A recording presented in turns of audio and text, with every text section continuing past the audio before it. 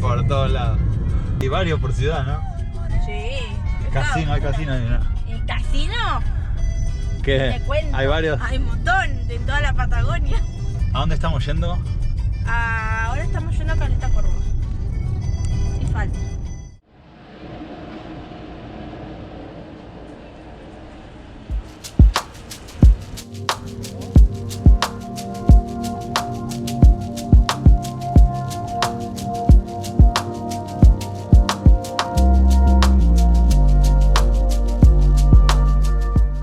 Hay muchos choreos Un poquito.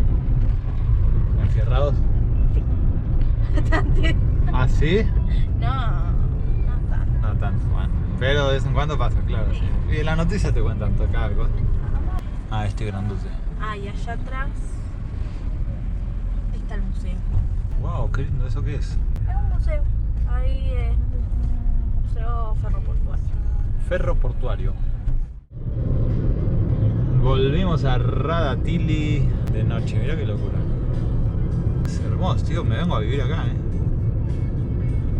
Radatili, playita, ¿no? A nadar en el mar todos los días. Ay, la infraestructura desde las plazas ya veis que es muy distinta a la de Comodoro. O sea, acá es todo con más nivel, no sé cómo explicar. Ahí va. Las playas son lindas. Ahora de noche no la vas a ver mucho, te puedo asegurar, pero de día son muy lindas. Más que nada el amanecer es muy lindo acá. Mirá. Altos caserones, ¿no? Altos caserones. Acá hay autos re caros igual, algunos. Muchas camionetas. Está lindo, tenías razón. Es como que tiene mucho estilo. ¿Viste? Muy moderno es todo acá.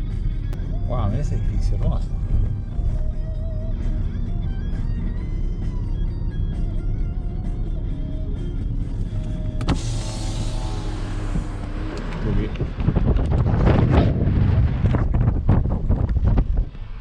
Yo creo que acá pega menos, pero no sabría decir.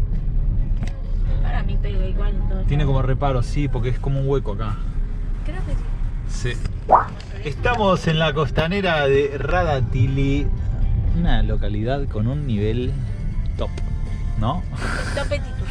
Topetitud se dice acá. Sí, acá respirás y te cobra. Topetitud. Bueno, tenemos la playa que no se ve. Estacionamiento medido. Y se debe llenar, ¿no? En verano acá explota. Sí, está explotando. No hay lugar. Debe ser hermoso, beautiful. La luna ahí para rematar la night. No altos edificios. Paseíto, gracias, Mica. Mira.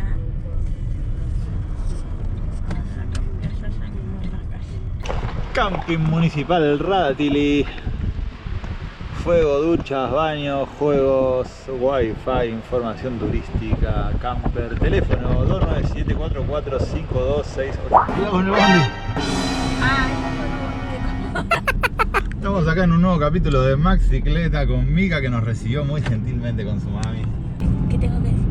Es muy temprano, tengo sueño. Vamos ¿a dónde es que vamos? 13 grados en la ciudad de Comodoro. Ya tenemos mapa, todo recheto. Es grande la ciudad igual. Sí, es grande.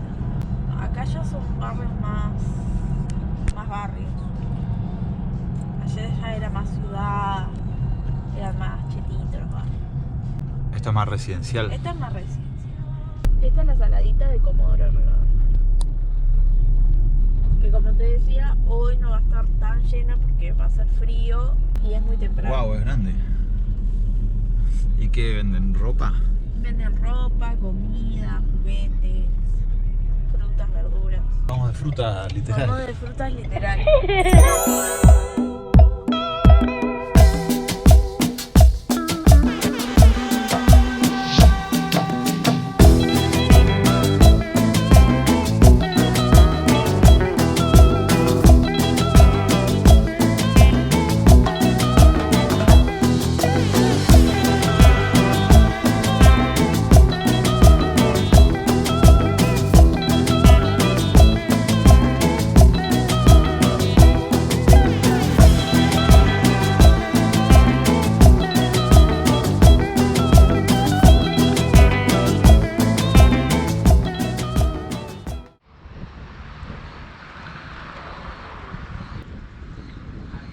tenemos petróleo crudo extraído acá del suelo de Comodoro y tenemos abajo un poquito de agua. Vemos que el petróleo está mezclado con un poco de agua, que bueno, ahí antes era más agua, lo juro. Antes tenía un poquito más de agua. El agua por ahí a veces se evapora, pero bueno, el petróleo al ser una especie de aceite, vieron que pasa lo mismo, nunca se mezcla. Sí. En este caso el petróleo tiene una densidad mucho más liviana, por ende va a quedar arriba del agua.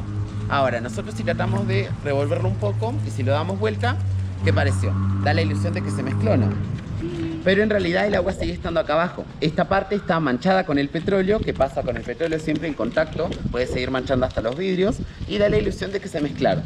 Ahora, nosotros si lo revolvemos y lo volvemos a dar vuelta, vemos ahí la parte que está manchada y de a poco vamos a ir viendo en la parte de abajo que el agua se va a ir separando de a poco. Ahí está, ven esa pequeña, esa delgada línea de agua, es lo que se va separando, que bueno, por más que lo intentemos mezclar, el agua siempre se va a separar.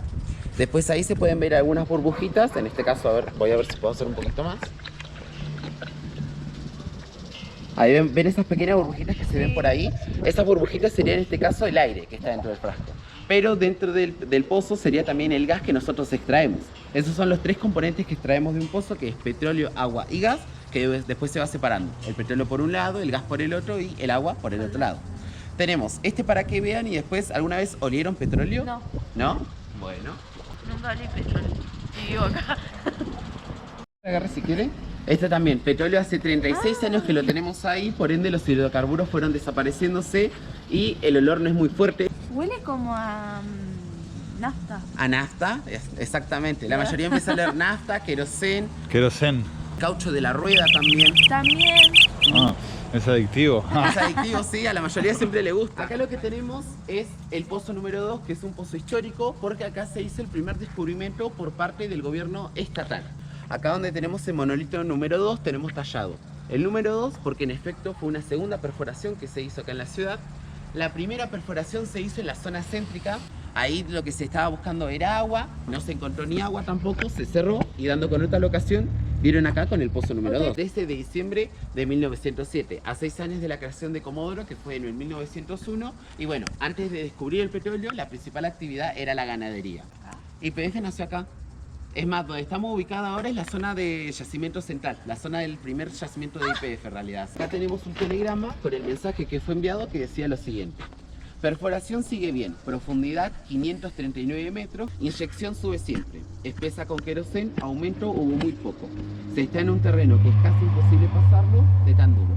Garantimos que es querosén de la mejor calidad, todo en buen estado. Por suerte pudieron armar un mensaje bastante claro, bastante preciso, y este mismo telegrama con el mensaje fue enviado el 13 de diciembre, el mismo día que se descubrió el petróleo. Ahora, yo les quiero preguntar, ¿cuándo creen que volvió la respuesta ante este telegrama? Pensemos, 1907 no había, era todo campo, solamente una torre de madera, telegramas. ¿Un año? ¿Un año? ¿Un año también? Por ahí. Bien. Acá tenemos el telegrama de respuesta. Y para la sorpresa de muchos volvió el 14 de diciembre, al día siguiente que ese mismo telegrama fue enviado. Así que se acercaron un poquitito nomás, un poquitito. Al toque, dijeron petróleo, dale que va. No vamos a perder la oportunidad, Argentina. Claro, esta respuesta vino por Figueroa Alcorta, que era el presidente de la Argentina en 1907, y volvió con un decreto. El decreto establecía que, en pocas palabras, a partir del pozo número 2, alrededor se hace una zona de reserva para los argentinos. Es decir, que solamente los argentinos tenían permitido realizar cateos, exploraciones, perforaciones y extracción. Una empresa privada que hacía, a partir de esos 25 kilómetros, se establecía, armaba su campamento y empezaba a extraer petróleo. Que es ahora donde están algunos barrios como Astra, Ciudadela, Kilómetro 8, todos esos barrios petroleros que sabemos decirle, que en un primer lugar fueron esas empresas que se habían instalado para buscar el petróleo. Que bueno, por este decreto no lo pudieron hacer más cerca del pozo número 2. El petróleo era el principal componente que estaban buscando. ¿Y esto por qué? Porque en ese entonces ya a los 200 metros uno se encontraba con las napas de agua. Y sin embargo la profundidad de este pozo fue de 539 metros, fue mucho más profundo. Entonces uno se pone a pensar, si a los 200 metros ya dieron con el agua, ¿por qué siguieron? ¿Y por qué mintieron? ¿Por qué dicen que estaban buscando...? Porque era un tipo de estrategia para no levantar sospechas para las empresas extranjeras. Entonces, ¿qué pasó? Con esta perforación dijeron, acá estamos buscando agua, los extranjeros ni le dieron bola, encontraron petróleo y listo. Armaron un decreto y empezaban a producir en forma nacional. La maquinaria que se utilizó, que es la maquinaria que vemos ahí abajo, era una maquinaria especializada para buscar petróleo y era importada desde Alemania. E inclusive de Alemania quien vino, José Fuchs, que justo por casualidad era un técnico especializado en perforación petrolera. Tenían la maquinaria, tenían el conocimiento de José Fuchs y tenían ya un decreto armado. Así que todos esos hechos demuestran que lo que estaban buscando era el petróleo. Total, después para cuando llegaran las empresas extranjeras ya se habían apropiado de este descubrimiento. Así que tan boludos no eran. Eran bichos. Bien, antes de que empiecen a ver el museo, les quiero mostrar este mural, que es como un pantallazo general de lo que van a empezar a ver durante las salas.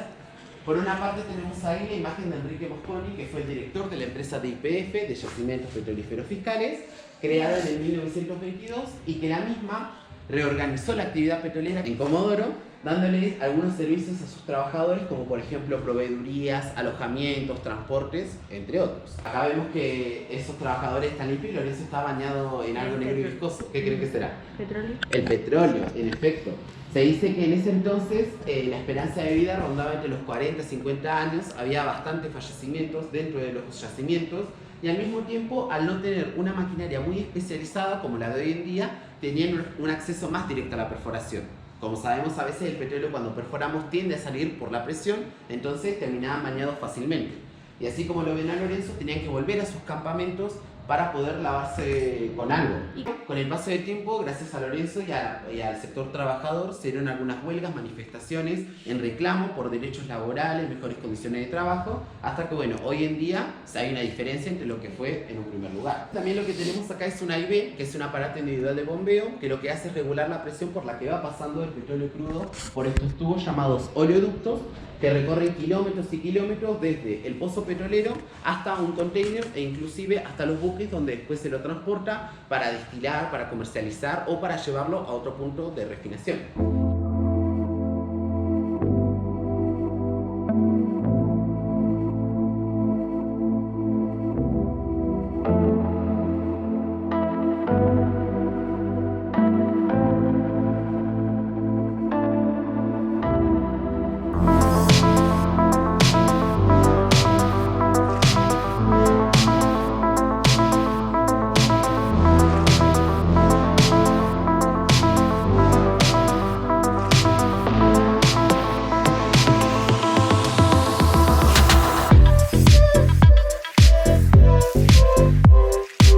Podían ver qué hidrocarburos contenía la roca, entonces ahí podíamos saber si había presencia de petróleo o no. En caso de haber presencia, se perfora, en caso de no, pues se busca otra locación con este mismo procedimiento o con este mismo procedimiento de la época de 1930. Estaban viendo la posibilidad de hacer una planta petrolera. Hay una en Caleta, Córdoba y otra en Caleta, Olivia. Pero son plantas para distribuir el petróleo, no es zona de exploración y tampoco zona de perforación. En realidad, estaban viendo eso ahora para hacer una zona de perforación. ¿Y en el mar argentino no se perfora, no se extrae petróleo del mar? Por ahora no, estaban viendo la posibilidad de hacerlo en Mar del Plata, pero después hubo una movilización porque lleva mucho presupuesto y al mismo tiempo es bastante contaminante también. Ya el hecho de hacer una exploración acá, por ejemplo, la explosión de aire comprimido ya afecta a la fauna marina. Esto lo que utilizaban era, con una buena carga la colocaban en la zona de exploración y con esa explosión generaban una especie de vibración que, bueno, se transmitía capa por capa hasta la roca madre. La misma roca madre genera un efecto rebote hacia la superficie y ahí los geófonos reciben y utilizaban el sismógrafo, que bueno, el sismo por las vibraciones. El sismógrafo, lo que salía acá era un código de barras en un papel, similar a un electrocardiograma, un detector de mentiras, y nos daba una actividad que decía si había hidrocarburo en la roca o si no. Acá cuando perforamos pueden ocurrir dos cosas: que el petróleo suba por sí solo debido a la presión, o si no que el petróleo se encuentre enojado y tenemos que empezar a bombearlo, que es cuando instalamos la cigüeña que sube y baja, que lo que hace es empezar a sacar pequeñas cantidades de petróleo y llevarlo a un container. Personal de cabina, cerrar con puertas. Comando automático pasa al comando manual.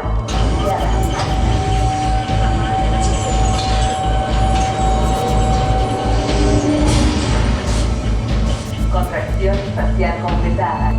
Descendemos en 5, 4, 3, 2, 1. Descendemos ya. Controlador automático. 5 segundos. 4, 3, 2, 3 a 1. en ubicación. Fluidos saliendo del témpano. Máxima presión. Estamos a 830 metros bajo la tierra. El tren está teniendo algunas dificultades para atravesar el antiguo manto de origen volcánico. Máxima potencia. Temperatura en aumento. Señores pasajeros, Temperatura en aumento. daremos algunos momentos a oscuras. Permanezcan en su ubicación. Estamos alcanzando la profundidad deseada. Más o menos entre los 1470 y 1490 metros está la zona objetivo. Pero para no hacerlo muy largo, siempre destacamos dos hechos que fueron en 1907, cuando se descubrió el petróleo acá en Comodoro, y en 1922, cuando se creó la empresa de YPF, donde Enrique Mosconi fue su director.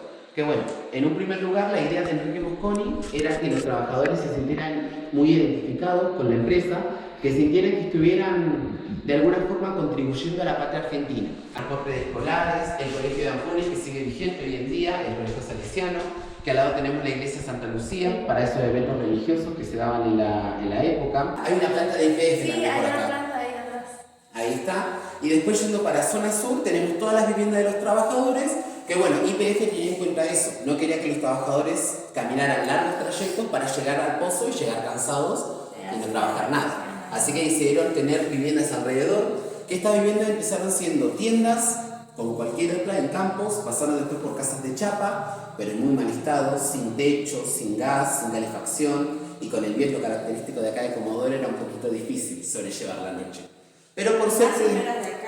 Claro. Para la gente de otros lugares, muy mal, ¿eh?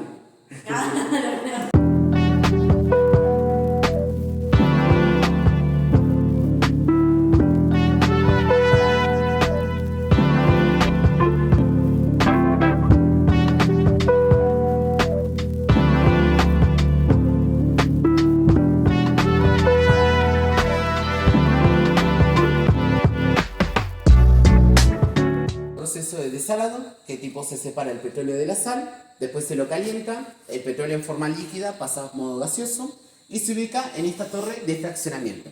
Los gases más livianos van arriba, los gases más pesados van abajo. Dentro de la torre hay algunos platos que lo que hacen es separar los distintos niveles y empiezan a solidificar de nuevo el petróleo.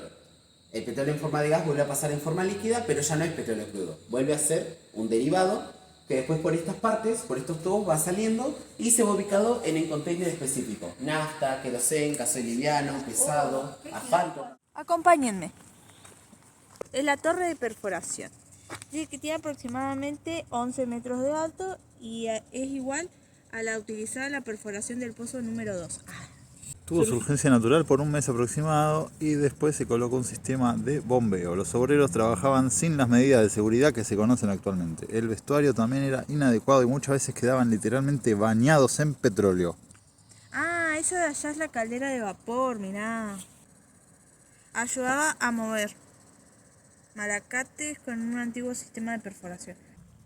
¿Ves? Esto se enchufa a esto y esto hace así y esto lo mueven para allá. Este está parado a pocos metros de donde se encuentra el pozo número 4, que es este.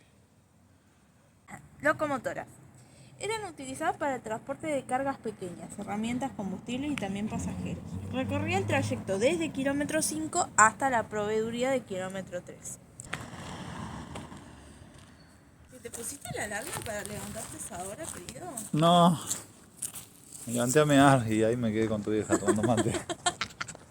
La idea era seguir durmiendo, pero tu mamá no me dejó. No, siempre lo mismo tu vieja, no me deja dormir. Dice, la falta de puerto hizo que en los primeros años las personas bajaran del barco igual que la mercadería, con la grúa. Ni se imaginan lo que era estar en el cajón de la grúa los días de viento.